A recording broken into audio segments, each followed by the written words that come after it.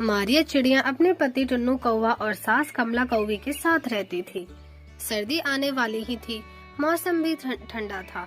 मारिया सो ही रही थी कि सुबह होते ही कमला कौवी उसके कमरे में दरवाजे पर दस्तक देती है। कमला, उठ जा बहू, सवेरा हो गया। मारिया, अरे क्या हुआ माँ जी, क्यों सुबह सुबह मुझे उठा रही हो? कमला, अरे बहू, सूरज सर पर उग गया है, जल्दी जल्दी नहाकर तैयार हो जा, पता है ना आज पूजा करनी है। मारिया, अरे माँ जी, मन नहीं कर रहा नहाने का, बहुत ठंड लग रही है मुझे। कमला, ठंड? अरे ठंड का मौसम कहाँ से आ गया, अभी तो अक्टूबर चल रहा है। कहीं तू सपने में कुल्लू मनाली तो नहीं पहुँच गई घूमने, जो तुझे ठंड लग रही है? मारिया, अरे माँ जी नहीं, मुझे 2 दिन से बहुत ठंड लग रही है, रात को तो ऐसा लगता है जैसे कुल्फी जम गई हो। नहीं नहीं, मुझे नहीं नहाना। तभी टुन्नू कौवा भी जगकर उसकी बातें सुन लेता है और कहता है, टुन्नू, मारिया, अभी तो कहाँ से ठंड हो गई है, मुझे तो इतनी गर्मी लग रही है, रात भर तुम ठंडा ठंड कर रही हो, नहा लो जाकर। कमला, हाँ बहू, तुझे हर हाल में नहाना होगा, क्योंकि परिक्रमा करनी है बरगद के पेड़ की। मारिया, ठीक है माँ जी, एक ही शर्त पर, जब मुझे नहाने का पानी मिलेगा गरम।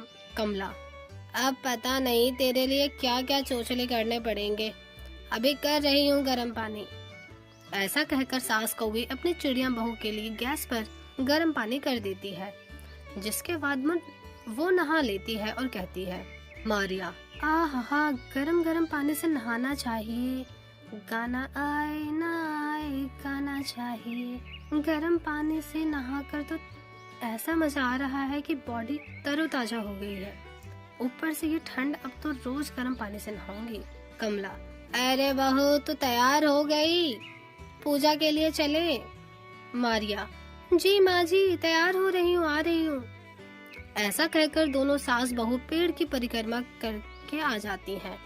अगले दिन सुबह होती है, चिड़िया बहू हीटर से गर्म पानी करवा लेती है।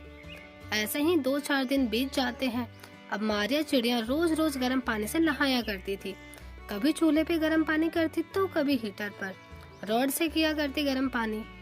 एक दिन बिजली का बिल ज्यादा आता है, ये देखकर कमला सास कहती है, कमला, अरे ओ कमबख्त नास पीटी बहू, अरे देख तो जरा, तेरी वजह से कितना बिजली का बिल आया है, ये बिजली के पैसे का तेरा बाप भरेगा, इतना गर्म पानी रॉड चलाकर करती रहती है कि पूछो ही मत। शहजादी को पता नहीं कौन सी ठंड लग गई है, वहाँ चूल्हे पर गर्म पानी करके बर्तन काला कर दिया, अभी सही से पूरा नवंबर भी चालू नहीं हुआ है। मारिया, हाँ तो क्या हुआ माँ जी, सबका शरीर अलग अलग होता है, मैं इस समय के वातावरण को सहन नहीं कर पा रही, इसलिए ठंड रहती है। मैं तो नहाना ही नहीं चाहती थी, पर आप बिना नहाए मानती ही कहाँ हो। अब गर्म पानी से नहा लिया तो क्या करूं? गैस पर ही आपके काले बर्तन हो जाते हैं और हीटर से बिजली बिल आता है। नहीं, मेरी क्या गलती है इसमें? कमला, हे भगवान, मेरे तो करम ही फूट गए, एक लंगड़ा एक काड़ी, मैं अकेली सयानी, अरे किस किस को संभालूं? मेरी बहू तो मुझसे कैंची की तरह जुबान चलाकर बात करती है।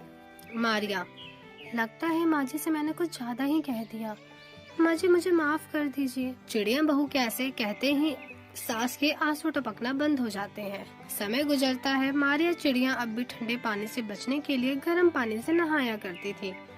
ये सब देखकर एक दिन उसके सास उसके आते वक्त बाल्टी से ठंडा पानी डाल दिया, जिससे वो कांपते हुए कहती है, मारिया, माँ जी, ये आपने ऐसा क्यों किया? मुझे बहुत जोर की ठंड लग रही है। ऐसा कांप कर वो बीमार पड़ने लगती है।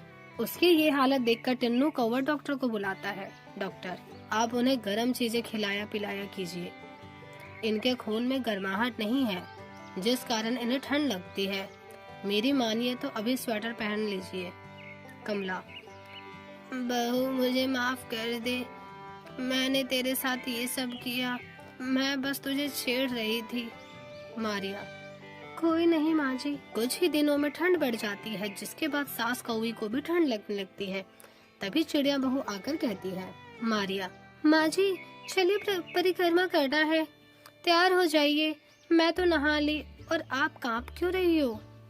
कमला, अरे बहू नहीं नहीं, मुझे बहुत ठंड लग रही है, मुझे नहीं नहाना।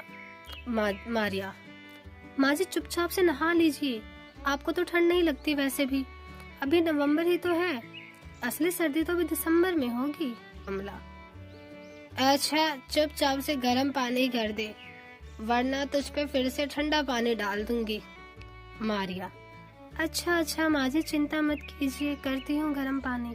इस तरह से थोड़ी सी ठंड आने पर ही पूरा परिवार अब गर्म पानी से नहाया करता था। मीनू नाम की चिड़िया बहुत गरीब थी।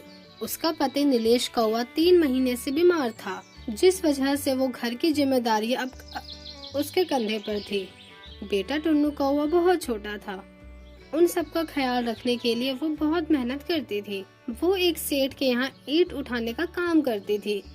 रोज अपने पति को खाना खिलाने और बच्चे पर ध्यान देने पर वो काम पर लौट जाती थी, जिसकी वजह से अगले दिन धनपत कबूतर सेठ कहता है, कौवा, मीनू चिड़िया बहुत हुआ तुम्हारा, अब तुम्हें मेरे काम पर आने की कोई जरूरत नहीं, रोज रोज लेट आती हो, कोई भी मालिक ये बर्दाश्त नहीं करेगा। 1-2 बार का माना, पर हर बार नहीं चलेगा। मीनू, साहब ऐसा मत कीजिए, मेरा पति बीमार है, उनको खाना खिलाते वक्त लेट हो जाती हूँ, और छोटा बच्चा भी तो है, मुझे मत निकालिए काम से, फिर हम क्या खाएंगे, हम बहुत गरीब हैं साहब। कौवा, मुझे तुम्हारी किसी बात से कोई फर्क नहीं पड़ता, निकल जाओ तुरंत यहाँ से, और ये लो हफ्ते भर के पैसे। मीनू, पर साहब ये तो बहुत कम पैसे हैं, कुछ पैसे और थे।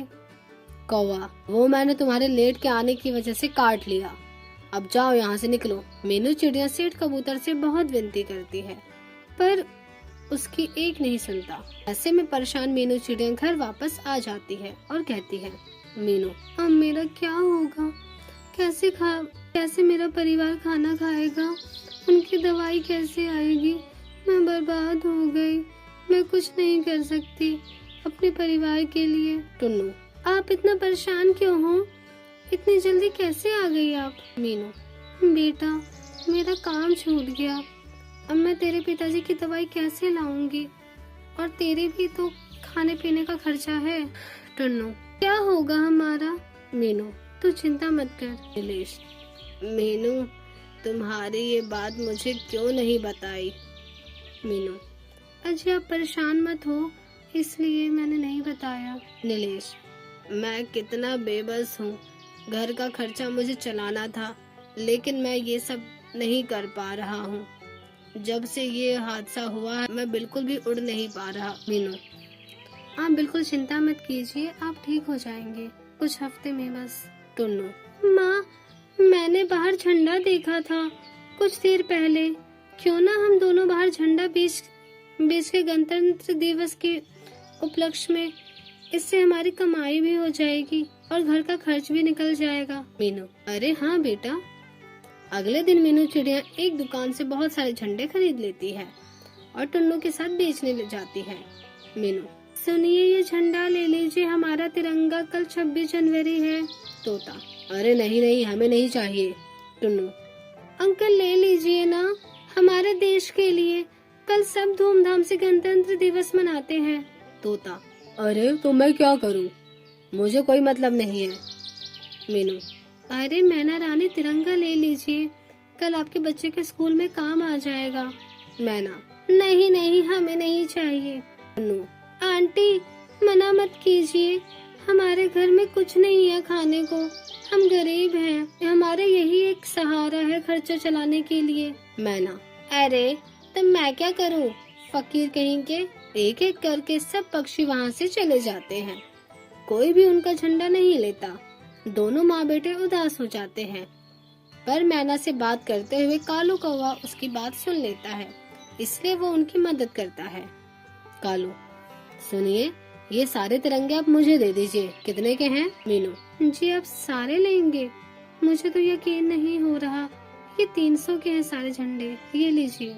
कालू, शुक्रिया, कल मुझे और चाहिए, आप ला सकती हैं? मीनू, जी बिल्कुल मैं ला दूंगी कल।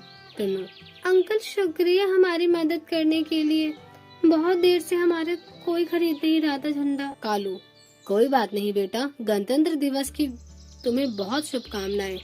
मेरी तरफ से तुम्हारे लिए एक तिरंगा। टुन्नू, शुक्रिया अंकल। इस तरह से दोनों माँ बेटे अगले दिन भी उन तिरंगों को बेचते हैं। कालू कौवा उनसे सारे तिरंगे ले जाता है, जिससे वो अपने घर का खर्चा भी निकाल लेते हैं और खुशी खुशी गणतंत्र दिवस भी मनाते हैं।